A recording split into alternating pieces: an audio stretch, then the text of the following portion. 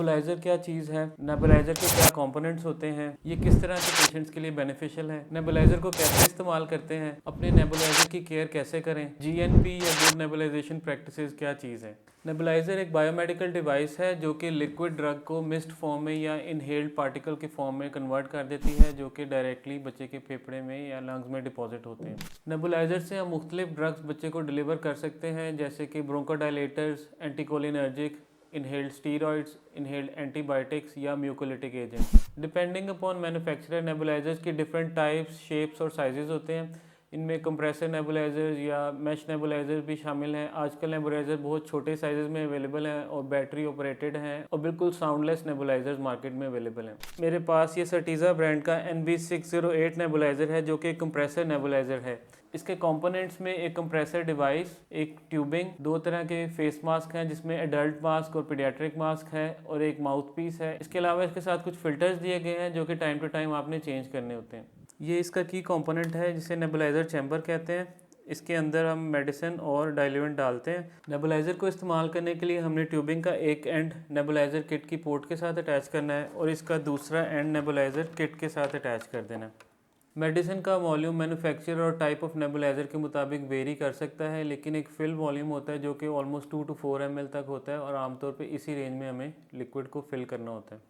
इसके बाद face mask को पेशेंट के फेस पे स्नगली फिट करेंगे जिससे नाक और माउथ का एरिया कवर हो जाए और एक्स्ट्रा एयर या मिस्ट मास्क के अराउंड लीक ना हो और आइज़ और सराउंडिंग स्किन पे स्पिल ना करें। कुछ वद्वियात जैसे हाइपरट्रोपियम वगैरह अगर आंख में स्पिल करें तो इससे आंख का इंट्राओक्यूलर प्रेशर बढ़ सकता है, ग्लोकोमा हो सकता है, जिससे पेशेंट को साइड इफेक्ट्स आ सकते हैं। इसके अलावा कुछ अद्वियात स्किन पे लीक होकर स्किन में माइल्ड सी इरिटेशन कर सकती हैं। कुछ मेडिकेशन जिनमें स्पिलेज या लीकेज के साथ साइड इफेक्ट का चांसेस ज़्यादा है, उन्हें हम मास्क से यूज़ नहीं करते हैं, उन्हें हम माउथ पीस के साथ यूज़ करते हैं, जैसे कि इनहेल्ड एंटीबायोटिक्स या हाइपरट्रोपियम। तो इसे हम माउथ पीस से डायरेक्टली माउथ में डिलीवर करते हैं। बच्चों में ऑन एन एवरेज नेबुलाइजेशन की ड्यूरेशन 4 to 5 मिनट्स होती है, जिससे सारी ड्रग बच्चों के लंग्स में डिलीवर हो जाती है। नेबुलाइजेशन के बाद बच्चे के माउथ को, नाक को अच्छी तरह पानी से रिंस करें और हर इस्तेमाल के बाद नेबुलाइजर की किट को अच्छे से क्लीन करें। नेबुलाइजर की ट्यूब को हम लिक्विड से, पानी से वॉश नहीं कर सकते। अगर इसमें आपको कोई ऑब्स्ट्रक्शन या लिक्विड फील हो रहा है तो इसे एयर ड्राई कर सकते हैं। इसके लिए आप नेबुलाइजर किट को ट्यूबिंग से उतार दें और ट्यूब का दूसरा एंड नेबुलाइजर कंप्रेसर से लगा रहने देंगे और इसको ऑन कर देंगे और कुछ देर के लिए इसको चलता रहने देंगे, जिससे ये एयर ड्राई हो जाएगा।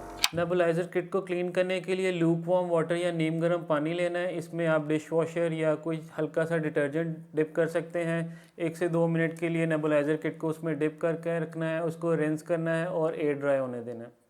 इसी तरह मास्क को भी हमने हर इस्तेमाल के बाद ल्यूक वार्म वाटर से या नीम गर्म पानी से वॉश करना है और एयर ड्राई करना है। नेबुलाइजर किट को हर इस्तेमाल के बाद वॉश न करने से इसमें मेडिसिन के पार्टिकल्स क्रिस्टलाइज हो सकते हैं और इसके पोर्स को ब्लॉक कर सकते हैं, जिससे आपकी डिवाइस डिसफंक्शनल हो जाएगी।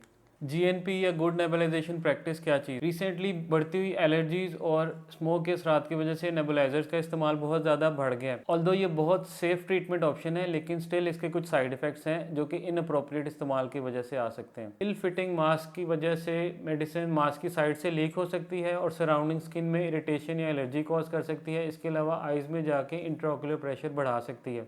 नेबुलाइजर की कुछ मेडिसिन को थेरेपी के लिए सूटेबल नहीं है और आपस में ड्रग इंटरेक्शन शो करती हैं। कुछ मेडिसिन बच्चे में टैकीकार्डिया या इंक्रीज हार्ट रेट कर सकती हैं, इसलिए अद्वियात का इस्तेमाल सिर्फ डॉक्टर की प्रिस्क्रिप्शन के मुताबिक करना चाहिए। हॉस्पिटल सेटिंग में हर पेशेंट के लिए अलग नेबुलाइजेशन किट यूज़ करनी चाहिए और एक ही किट सब पेशेंट्स में इस्तेमाल नहीं करनी चाहिए, जिससे नोसोकोमियल इन्फेक्शन का चांस बढ़ सकता है। आइडियली हर इस्तेमाल के बाद नेबुलाइजर किट को और मास्क को ल्यूक वार्म वाटर से क्लीन करना चाहिए।